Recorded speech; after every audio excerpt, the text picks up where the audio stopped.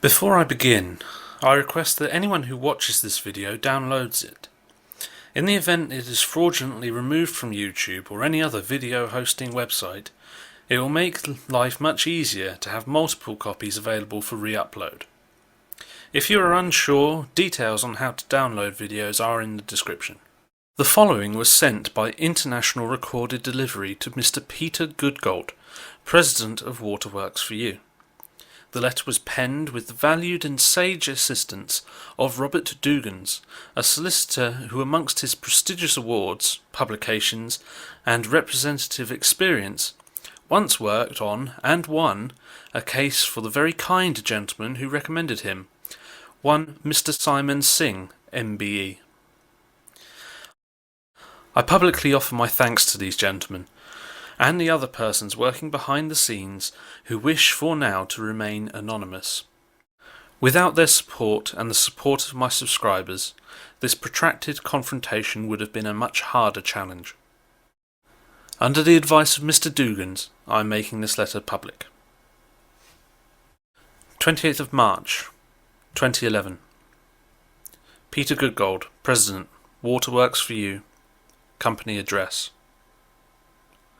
Dear Mr. Goodgold, as you are aware, on the 13th of November 2010, I published a video on the well-known internet site youtube.com entitled Water Everywhere, but none of these drips can think. This shall be referred to as the video. The video dealt with so-called water wackos. One of the featured water wackos was the machine to produce ionized water, to be known as the machine, which is promoted by your company via the website waterworksforyou.com.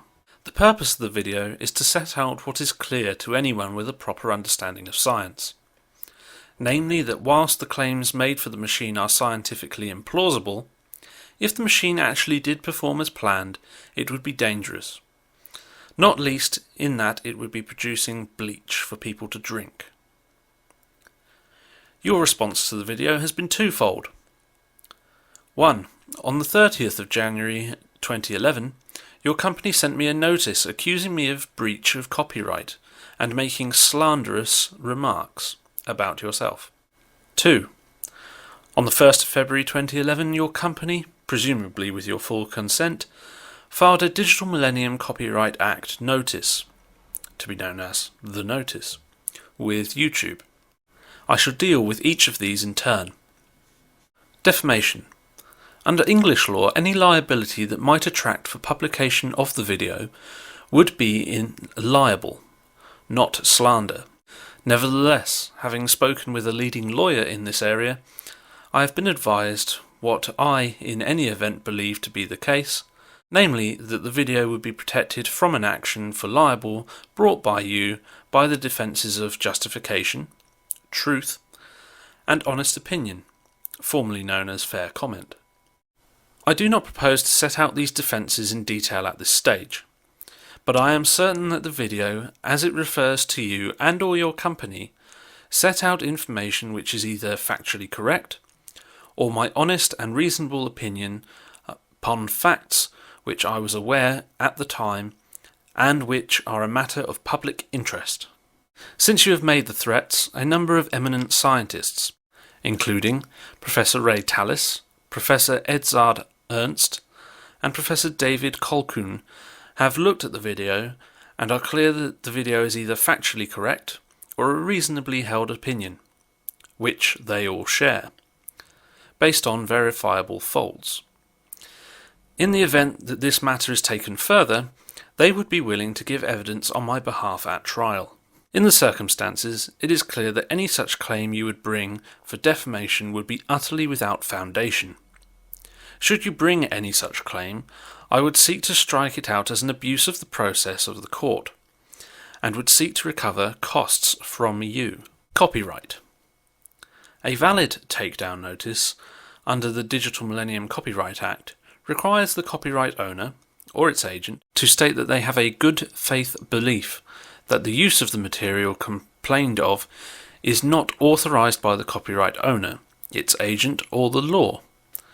Given that your business is clearly involved in the exploitation of intellectual property, it is doubtless the case that you are aware of this procedure, and in any event it is a standard maxim in common law jurisdictions that ignorance of the law is no defence.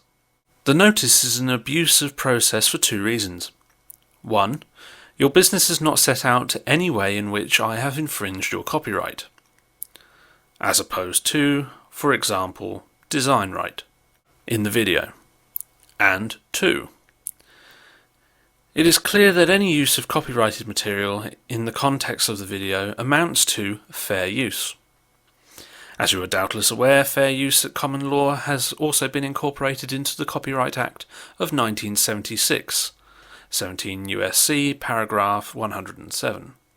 This provides that the fair use of a copyrighted work, including such use by reproduction or phonorecords, or any other means specified by that section for purposes such as criticism, comment, news reporting, teaching, including multiple copies for classroom use, scholarship, or research, is not an infringement of copyright.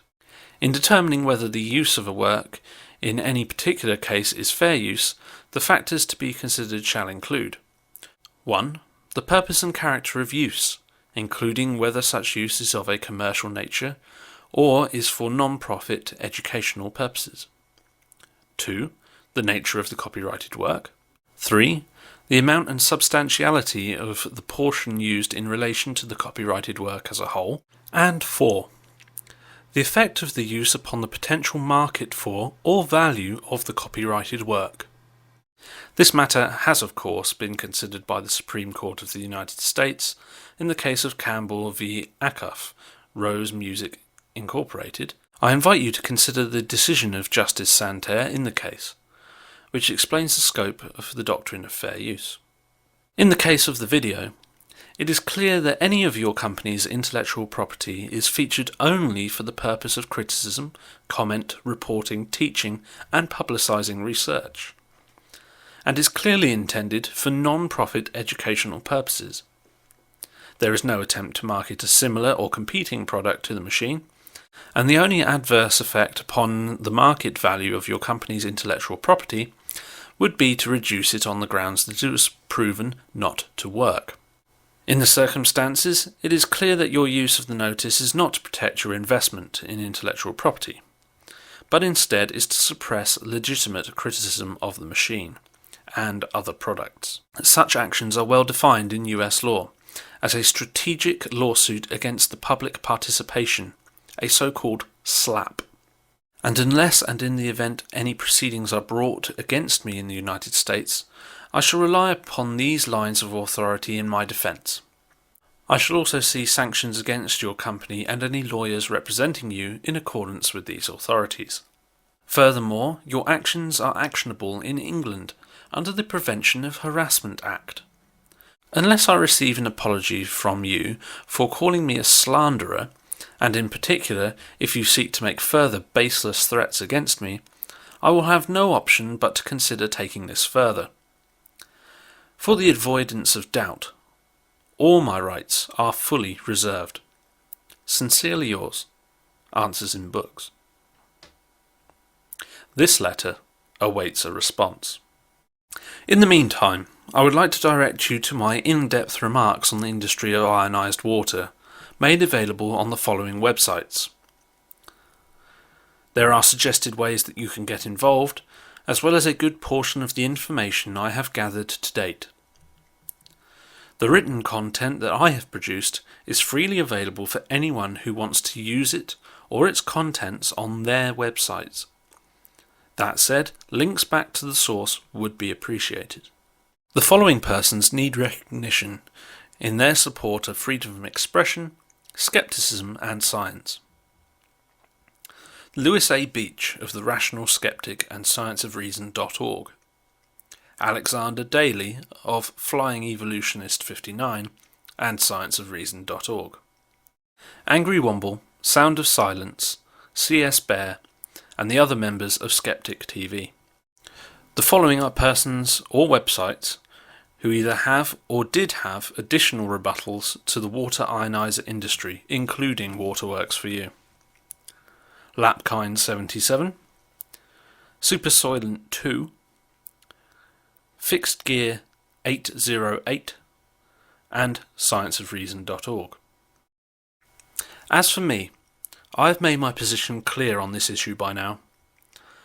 I have handed over details of these issues to others who will be chiefly taking over proceedings in the public arena, as and when the time is right. I will continue to take the sage advice of the experts who have helped me so far regarding my future options. In the meantime, I will be getting back to making the videos I want to make, rather than those I had to.